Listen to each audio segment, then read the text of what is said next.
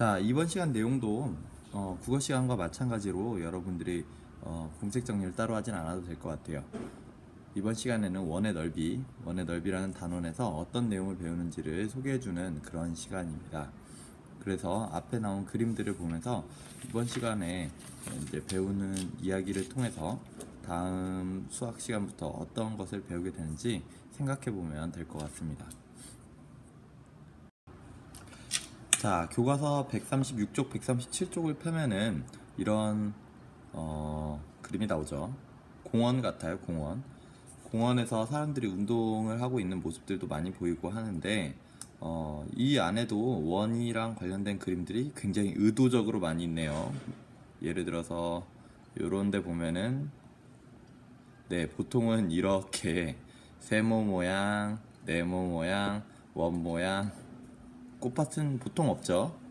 보통 선생님이 저번에 봤을 때는 세모 모양 꽃밭을 좀 본 것 같긴 한데 원 모양 꽃밭? 잘은 모르겠지만 어쨌든 이런 꽃밭을 만들려고 한답니다. 아마 우리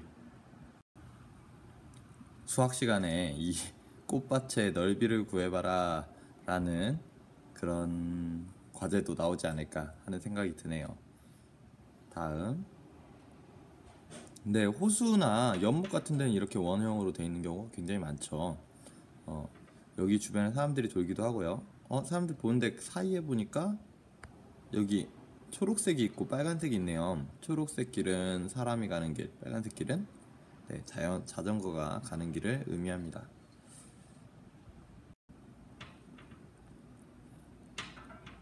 이 가운데 보니까 사람들이 이 주변을 뛰고 있어요.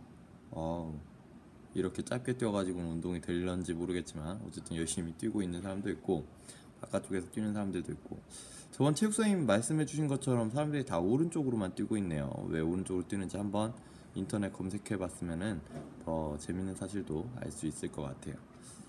자, 다른 데도 한번 볼까요? 여기 육상 트랙, 우리 학교도 마찬가지로 이렇게 트랙이 있죠.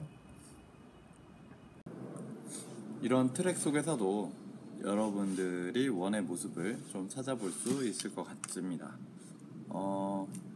다른 장면들도 한번 좀 볼까요? 농구장에도 이렇게 원이 그려져 있네요. 원.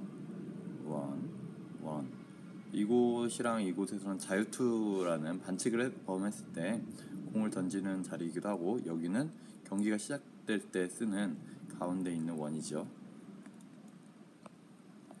자, 이렇게 공원 곳곳에 살펴보면은 공원에 여러 곳에 원들이 많이 있네요.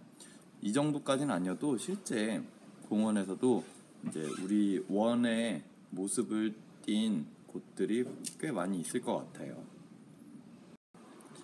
자, 다음 장을 넘어가서 보면요, 이제 공원의 모습이 좀 나오는데, 여기 공원에 보니까 호수, 아까 전에 보였던 그 호수 쪽인 것 같아요. 그래서 호수에서 아버지랑 아들이 같이 갔는데 아버지가 호수 주변에 가로등이 있으면 좋겠다라고 이야기를 했어요. 지금 진짜 보니까 가로등이 없네요, 호수에. 그래서 저녁이 되면 이 공원이 굉장히 어둡고 위험하겠죠. 물에 빠질 수도 있고요. 그래서 여기 근처에다 가로등을 설치한다고 하면은 보통 몇 미터마다 가로등 하나씩을 설치한다, 이런 계획이 있을 수 있겠죠. 그럼 이 호수의 길이가 얼마 정도 되는지, 호수의 둘레가 얼마 정도 되는지를 알아야 가로등을 어떻게 설치할지를 결정할 수가 있을 것 같습니다. 그럼 나중에 여러분들이 이 원의 둘레를 구하는 방법을 안다면은, 보통 호수는 원으로 되어 있는 경우도 굉장히 많으니까요, 이 호수의 둘레를 구할 수가 있겠죠. 그럼 호수의 둘레를 구하고 나면은 몇 미터마다 설치한다고 할 때는 가로등이 몇 개 정도 필요하다라는 것도 여러분들이 생각해 볼 수 있을 것 같습니다. 그런데 우선은 이 호수의 둘레를 구하는 게 생각보다 어려운 일이 될 것 같아서 걱정도 많이 하겠지만, 요즘에는 교과서가 굉장히 조금 더 쉬워진 면이 있기 때문에 작년에 6학년 교과서보다도 원의 둘레 구하는 거는 훨씬 더 수월하게 할 수 있을 것 같아요. 한쪽도 넘어가게 되면은 이번엔 꽃밭이 보이네요. 아까 전에 비어있던 그 굉장히 인위적으로 만든 듯한 원형 꽃밭입니다. 이 세모 꽃밭과 네모 꽃밭 안에 꽃을 심으려면은 여기 넓이가 얼마인지를 구해야 되겠죠. 그래서 이 넓이에 따라서 꽃의 밀도를 생각해서 꽃씨를 뿌리면 될 텐데, 또는 꽃을 옮겨 심으면 될 텐데, 세모와 네모의 넓이는 우리가 구하는 방법을 알고 있어요. 어떻게 구하죠?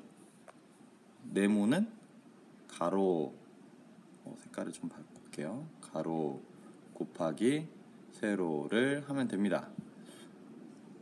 삼각형의 경우 가로, 그러니까 밑변이 되겠죠. 밑변 곱하기 높이 한 다음에 여기 이 부분이 없는 셈이니까, 이 부분이 없는 거니까 나누기 2분의 1을 하죠.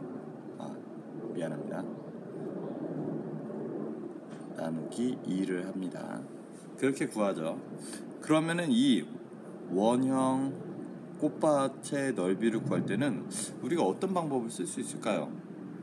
분명히 하나 생각해 볼 거는, 삼각형을 배울 때, 삼각형 넓이를 배울 때 우리가 사각형 넓이를 이용했었어요. 기억나나요?